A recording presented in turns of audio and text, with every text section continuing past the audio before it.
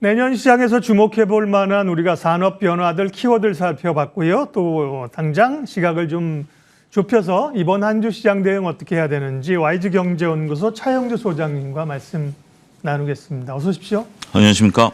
답답하네요. 우리 시장만. 미국은 이렇게 잘 날아가는데 우리 시장은 이렇게 못 오른 건 그냥 뭐 1%가 오늘 같은 날 사실 밀릴 날입니까? 왜 그렇습니까? 예, 일단 뭐 시장에 있어서 가장 중요한 것은 뭐 한마디로 좀 답답한 가운데에 있어서 네. 이것을 돌파할 만한 새로운 모멘텀이 좀 없다. 이게 더 이제 시장을 갑갑하게 만들고 있다 이렇게 좀 말씀드릴 수가 있겠습니다. 일단 뭐 시장에 있어서 뭐 미국 시장 같은 경우는 테이퍼링에 대한 부분들, 금리 인상에 대한 부분들도 잘 어느 정도 시장의 예상치보다는 좀 긍정적인 비둘기파적인 모양이 나타났다라고 하는데 일단 국내 시장만 놓고 본다라면 테이퍼링이 시작된다라면 신흥국에서는 결코 호재다라고 보기에는 좀 어렵죠. 뭐 딱히 악재다라고 보기도 어렵습니다만 중립적인 의견인 그렇게 보여주고는 있는데 일단 뭐 그런 상황에서 지금 현재 이제 실적 시즌이 마무리돼 가고 있습니다. 3분기 실적이 잘 나온 거에 대해서는 시장은 뭐 현재 주가를 인정한다라고 보이는 것 같고요. 일부 뭐 조금 어닝 쇼크가 나온 기업들에 대해서는 오히려 하락세를 나타내다 보니까 지금은 실적에 대해서는 잘 나온 것은 그냥 인정하자 이런 분위기인 것 같습니다. 여기에 이제 이번 주에 뭐 게임주 등 뭐 중요한 실적들이 좀 나타나고 있는데 조금 그런 것들에 대한 관망세도 좀 이끌어진다라고 좀 말씀드릴 수가 있겠고요. 또 11일 날 목요일 날은 또 옵션 만기일입니다. 이런 것들 때문에 시장은 다소 눈치 보기를 좀 하고 있다 이렇게 좀 말씀드릴 수가 있겠죠. 시장이 또 이렇게 좀 조정을 받는 것 중에 하나는 최근에 대여급 IPO가 좀 늘어나다 보니까 시장에 있어서 물량 공급도 다소 조금 조심스럽다 이런 얘기들도 시장에선 간간히 좀 흘러나오고 있습니다. 너무 많은 IPO를 하다 보니까 시장의 어떤 시총을 잡아먹는다 이런 얘기들도 나오고는 있는데 일단 지금 주식시장은 어떠한 호재를 좀 기다리는 조금 긴 뭐 겨울잠이 벌써 들어간 것은 아니지만 조금 뭐 잠에 들어갔다 그럴까요? 그런 표현이 좀 적절하지 않을까 말씀드릴 수가 있겠습니다. 네. 화이자의 치료제 얘기가 나오면서 이제 오늘 뭐 여행이라든지요. 소위 이제 위드 코로나 관련주들이 좀 강하게 오르는데 또 기대해 볼 만한 게 이제 소비 아닙니까? 연말. 그다음에 그렇습니다. 이제 중국의 뭐 관군제 이런 쪽인데요. 네. 소비 쪽 주목해 볼 만한 포인트 좀 알려주십시오. 예, 일단 뭐 이번 주에 중국 방향 모멘텀이 두 가지가 있습니다. 말씀하신 관군제가 11일 날 있고요. 그리고 그 육중전회가 오늘서부터 또 11일까지 중국의 경제랑 정치 방향을 정하는 것이 생기기 때문에 여기서 중국의 경제 발전에 대한 얘기가 나오면 관련주들의 움직임도 있을 것으로 보여집니다. 따라서 중국발 모멘텀 이번 주에 규치가 주목된다라고 말씀드릴 수가 있겠고 어찌됐든 이번 뭐 오늘 같은 경우 화장품주라든지 여행 섹터 이런 것들이 굉장히 강한 모습들을 보여주고 있다라고 좀 말씀드릴 수가 있겠습니다. 일단 여행 섹터는 미국이 일단 11월부터 빗장을 열죠. 괌과 사이판에 이어서 하와이와 미국 봉토를 열었다라는 점에 있어서 여행주들에 대한 관심 뜨겁다라고 말씀드릴 수가 있겠죠. 그리고 글쎄요, 뭐 치료제를 먹으면서까지 여행을 다닐 수 있을지는 모르겠습니다만 어찌됐든 뭐 그동안의 여행주들 조정을 좀 받았기 때문에 그러한 기대감에 따른 반사이익은 이루어진다라고 말씀드릴 수가 있겠습니다. 근데 한 가지 여러분들이 오늘 뭐 위드 코로나 관련주라고 좀 보고 계신데 아모레퍼시픽을 필두로 한 화장품주들은 그렇게 생각보다 못 오른다라는 느낌들을 좀 받으실 겁니다. 그 이유가 최근에 중국의 어떤 소비 패턴의 변화, 로컬 업체들의 어떤 뭐 약진 이런 부분들이 있다라고 좀 말씀드릴 수가 있겠죠. 따라서 로컬 업체들이 상당히 화장품에 대해서 조금 치고 나오는 부분들이 있기 때문에 우리나라의 고가 화장품도 좀 맥을 못 춘다 이렇게 좀 말씀드릴 수가 있겠습니다. 그럼 소비 중에서 관심 있게 봐야 되는 것은 무엇이냐라고 본다면 뭐 F&F라든지 한섬이라든지 이런 의류주들에 대한 것들은 충분히 가능하다라고 말씀드릴 수가 있겠습니다. 저도 한 2년 만에 옷을 좀 샀습니다. 그러니까 작년에는 옷을 살 분위기가 아니었는데 네. 2년이 지나고 나니까 이제 체형도 변하고 뭐 눈도 바뀌고 뭐 여행 패턴도 바뀌고 하다 보니까 많은 분들이 의류 소비를 최근에 하고 계신 것 같아요. 이제 뭐 아무래도 뭐 가까운 국내 여행지라도 간다라면 옷을 하나 산다라는 것들을 보게 된다라면 우리가 그런 의류주들에 대한 관심은 지속적으로 필요한 시점이 됐다 말씀드릴 수가 있겠습니다. 네, 소비, 뭐 의류 이런 쪽 말씀하셨고요. 그리고 화장품은 조금 아직 아닙니까? 화장품은 조금 아직이라기보다는 이제는 과거처럼 따이공들이 들어와서 이거를 팔아줘야 되는데 그들은 계속해서 움직인다라고 하네요. 그럼에도 불구하고 중국 로컬 업체들이 약진이 상당히 두드러져. 차라리 화장품을 보시려면 완성보다는 한국 콜마라든지 코스맥스 같은 ODM 업체를 보시는 것이 낫지 않을까 말씀드릴 수가 있겠습니다. 네. IPO가 시장에는 전반적으로 물량 부담이 된다고 말씀하셨는데 핵심 IPO 하는 기업들은 또 기업 공개하는 기업들은 봐야 되니까 지난주에 카카오페이가 상장을 했고요.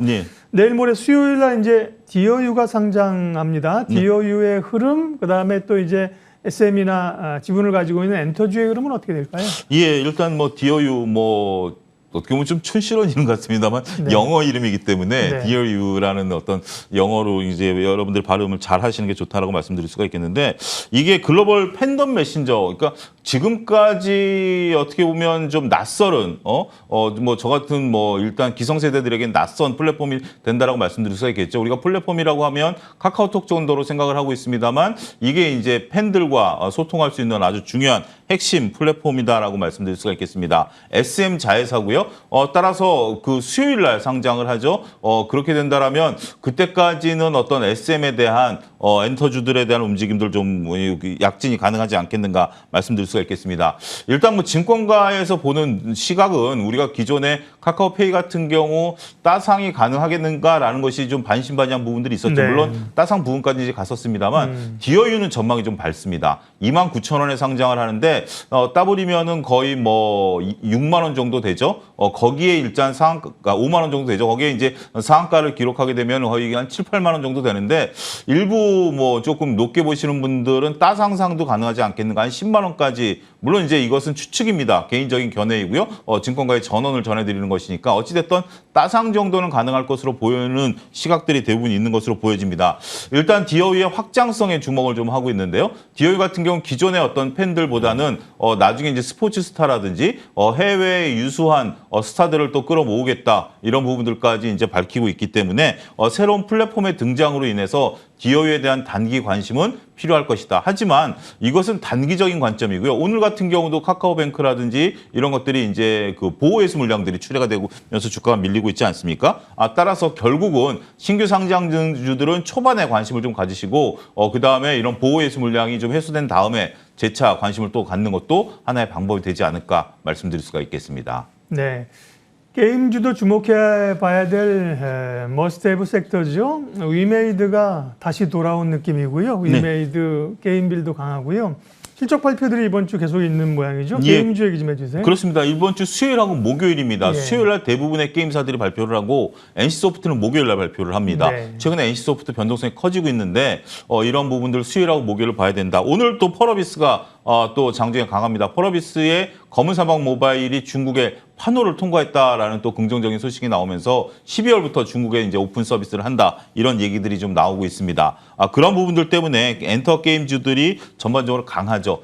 게임주들을 뭐 보는 시각들은 다양합니다만 메타버스와 관련돼 있고 NFT와 관련돼 있고 이런 것들을 조금만 변형한다라면 바로 이런 쪽들로 관심을 쏟아낼 수 있기 때문에 게임주들이 강하다라고 좀 말씀을 드릴 수가 있겠죠. 더군다나 지금 시장의 움직임이 프로그램이라든지 공매도 이런 것들에 얽매여 있습니다만 뭐 이런 쪽들과는 조금 뭐 좀 거리두기가 좀 있죠. 그리고 시장에 있어서 방어적인 역할, 그동안에 방어적인 역할을 했던 뭐 통신주라든지 배당주라든지 이런 것보다는 오히려 게임 엔터주들이 시장 방어적인 역할을 하고 있다. 이렇게 좀 보여지는 것들이죠. 따라서 지금 현재 게임 엔터주들은 시장에 있어서 가장 굵직굵직한 핵심 관련주다라고 말씀드릴 수가 있겠고 아무래도 이번 주 수요일 날 향배가 결정이 날 것으로 보여집니다. 앞서 초반에 언급드렸던 것과 같이 여타 다른 주식들과 같이 실적 발표와 더불어서 호실적과 함께 뉴스에 반응을 하게 될지 아니면 호실적을 바탕으로 그리고 내년도 전망에 대한 어떤 가이던스 제시에 따라서 한 차례 더 레벨업할지 이번 수요일과 목요일 관련주들을 갖고 계신 분들은 좀 주의 깊게 보셔야 되지 않을까 말씀드릴 수가 있겠습니다. 네. 전략 세우겠습니다. 이번 주 이제 중국의 초반에 이제 육중전에 말씀하셨고, 뭐 금요일쯤 가면 이제 목요일이죠. 광군자가 있고 또 옵션 만기일 수 있어요. 이번 주에. 그렇습니다. 수급상의 변동도 좀 예측되는데요. 일정 체크해 주시고 전략 말씀해 주시죠. 예, 그렇습니다. 이번 주 같은 경우 앞서 언급 박사님 말씀하신 것 말고도 중국과 미국의 뭐 수출입 동향이라든지 고용 동향이라든지 생산자 소비자 물가라든지 이런 것들에 대한 부분들도 있습니다. 네. 또 목요일 날 MSCI 반기 리밸런싱이 또 있습니다. 그렇죠. 예. 뭐 이런 것들에 대한 종목들의 희비가 몇 가지 종목들이 이제 거론되고 있기 때문에 이런 것들의 희비가 엇갈린다라고 좀 말씀드릴 수가 있겠죠. 따라서 그러한 부분들에 대한 관심을 지속적으로 이번 주는 어떻게 보면 그러니까 지금 시작하는 지수는 별로 그렇게 재미가 없습니다만 체크해야 될 사항들이 다른 주보다는 좀 많다 이렇게 좀 말씀드릴 수가 있겠죠.